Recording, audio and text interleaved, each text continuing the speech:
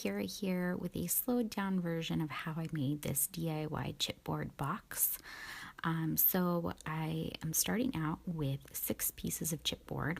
You can cut these to any size that you want, but for this example, my measurements are for the lid, it's 5.5 by 4 inches. The base is also 5.5 by 4 inches. Each side is 1.5 by 5.5 inches, and you'll need 2 of those. And the back and the front pieces are 1.5 by 4 inches. For the paper that I'm using, you'll want to cut that down to 5 inches by 10 inches for the top piece of paper, and then for the bottom paper it's going to be 7.5 by 8 inches. And I'm kind of laying it out right now so you can see how it is going to fit on the paper. So that's kind of how it's going to look, but I don't have it laid out correctly, so you'll see in a minute where I kind of go, oh wait, that's not right. This is the correct way. So this is how you're going to lay those, right there. So the top paper, that's going to be your lid basically, and the lid is going to consist of the top piece, and then it's going to have the front piece and the back piece on it. The front piece, I glue it so it's permanently in a folded position, and you'll see that in a minute. But here I'm just going to glue all the pieces down, and I don't do like exact measurements here. I just kind of eyeball it. So it's about 1/2 inch from the top is where that first piece goes, and then every piece that I lay down after that, again, it's just kind of an eyeballed measurement. I kind of fold it up to see where I'll need it to be folded up to, and then I use my bone folder to secure it to the paper once I've got the glue down. It's really important when you're working with chipboard and paper to use a wet glue, so then you can kind of move pieces around after you stuck it down. However, when you do use, I use regular Elmer's glue because it's cheap and you get quite a bit for how much it costs. When you do that, it doesn't glue right away. It's not a quick drying glue. So you kind of, I use clothespins to hold a lot of things down.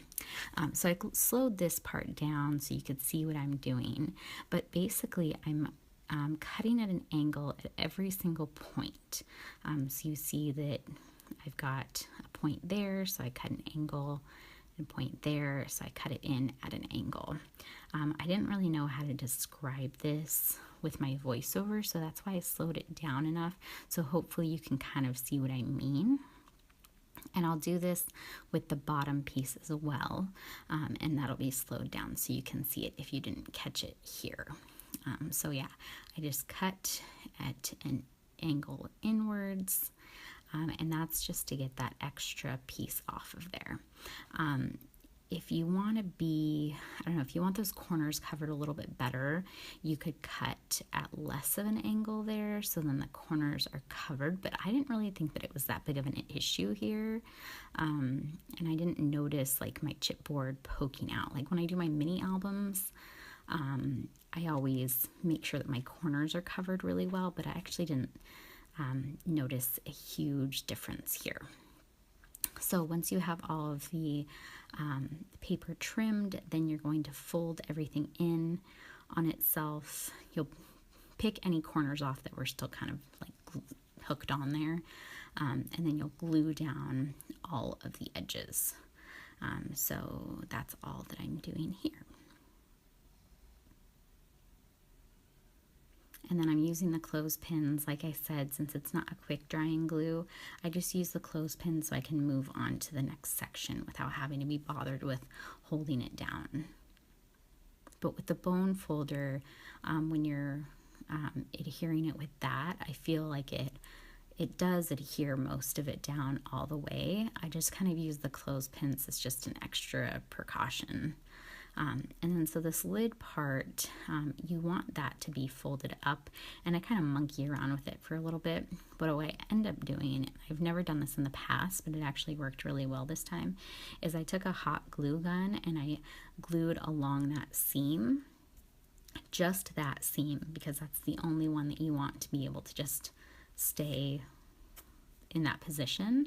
So I glued along the seam and then took my bone folder and kind of rubbed the hot glue down that seam, so it's not, because you know hot glue can get a little bulky, so it'll glue down there so it doesn't get bulky. So I'll do that in a minute, and I'll do it off camera so you won't see, but that's how I end up keeping that lid in the position that I want. So once you have the lid kind of complete, now you're going to adhere the bottom base of the box. So you're going to take the lip that's left, and the reason that you want the top of the box to only be about 1/2 inch from the paper is because you want a little bit more of a lip to hold to the bottom. So that's all that I did there. So now I'm going to start working on the bottom, but first I'm going to be hot gluing that lid, which, like I said, I do off camera, and I'm just kind of waiting for my hot glue gun to heat up right here. So once I glue that lid in place, then I'm able to adhere the bottom of the box to this paper. And again, this is kind of an eyeball thing. So you see the top of the paper is towards the very top of that seam. I don't really know how to describe that, but the 4 inch by 1.5 inch piece, it's got probably about 1/4 inch. It's about 1/4 inch from the top. So that's about where you want to place that, because that paper is going to adhere on to the back of that, and that's going to hold this bottom piece to your top piece. The sides, I messed up this time, and it kind of sucks, it ripped the paper, but you don't want to adhere the sides too close to the base. So see, you can't really see like a whole lot of a gap in between the base and then the sides, and that means I glued it too close there. So you want to be able to make sure that when you pull your paper up, so when you fold your paper up, that your sides have enough of a gap so they can fold up without ripping your paper, which I didn't take into consideration, and I didn't do, and it ripped my paper, and I was really upset, but I ended up just covering it with some, well, I glued it so the paper was like glued down, and then I glued on some ephemera pieces to it, so it wasn't that big of a deal, but it still kind of sucks that it happened. So just be aware of that when you're doing that. So here we go again. I slowed this down so you could see me cutting into an angle at each point. And then I kind of fold the box up so you can see how I did this back part. And so this is going to be, you're going to have one here for the side, and then you're going to want to do the back at an angle too. So at every point, you'll be cutting in at an angle. And I hope that makes sense, because it's really hard for me to explain. But there you have it. And then I'm going to be doing the same thing that I did to the top of the box, where I'm just folding every edge in and gluing them all down. And I believe I do the back of the box last, so you can see how everything folds up in a minute. So I'll do the sides.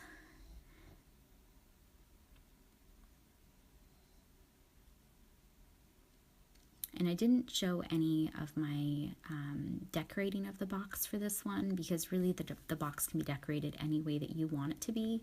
If you'd like to see my previous video where I do show how I decorate the box, you can check that out. But I will have pictures at the end with the completed box. And I actually didn't decorate too much for this one. I just did a couple little like pieces on the top of the box, and then like I said, I did some pieces to cover up the rip marks on the side.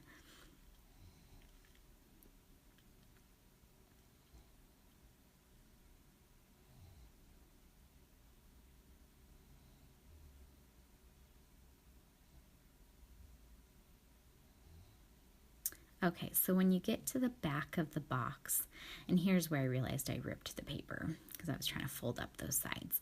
But when you get to the back of the box, you're not going to glue those pieces down on the sides. You're going to glue those back pieces to the back of the box. Oh, this is me getting really frustrated because I ripped the paper.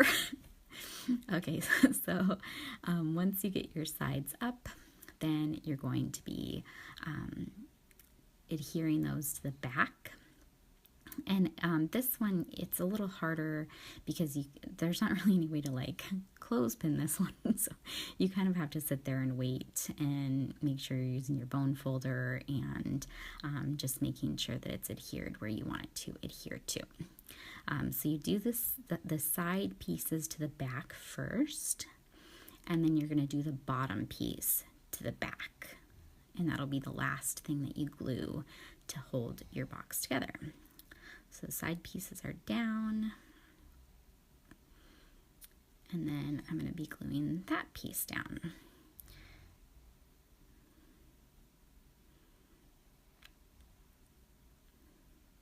And you can see, because I did not make sure that I had enough gap in between, that you see my box is kind of bending outwards.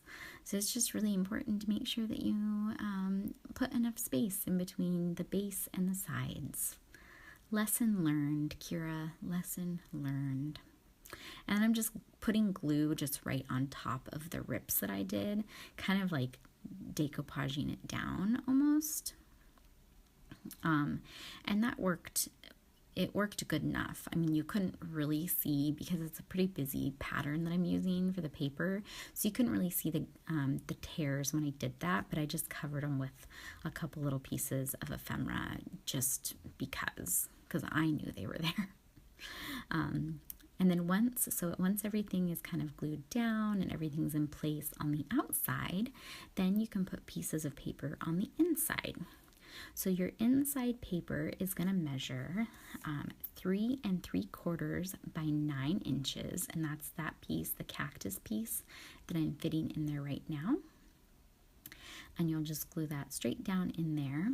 The one thing to remember when you're doing the inside piece is that you want to glue it down in the position that you want the box to be in when it's open. So if you don't want the box to be open completely like I have it, then you can kind of lift it up and fold it down that way. I wanted my box to be able to open completely, so there's going to be like this little it's going to be like a gap in between the seam there, and you might be able to see a little bit better when I show you the close-up pictures, or at the end when I kind of like fold it and stuff. But anyways, so the position that you want the box to be in when it's open, that's how you're going to glue your paper down. The bottom piece here measures at 4 inches by 5 3/8, and I'll make sure to put all these measurements in the description down below. You can go a little bit smaller than 4 inches, but you don't want to go too much smaller, or you'll be able to see the paper or the chipboard on the bottom. So just be aware of that. But I found that mine 4 inches and 5 3/8 inches fit in there just fine. And then the side pieces measure at 1 3/8 by 5 3/8 inches, and you'll need 2 of those for each side. Then I just glued everything down, holding it with safety pins, and that pretty much finishes off my box. But here you see when I'm folding my box down, you'll see that what I was talking about before, that you're going to have kind of a little bit of a gap in there. So I'm kind of just bending it, kind of just moving the paper around so it folds the way that I want it to. And that will pretty much finish off this tutorial. I hope you guys understood everything I talked about. If not, leave me a comment below. I will try to answer any questions as best as I can. But here's some close-ups for you, and I hope you liked this. And yeah, I will see you later. Have a good day. Bye.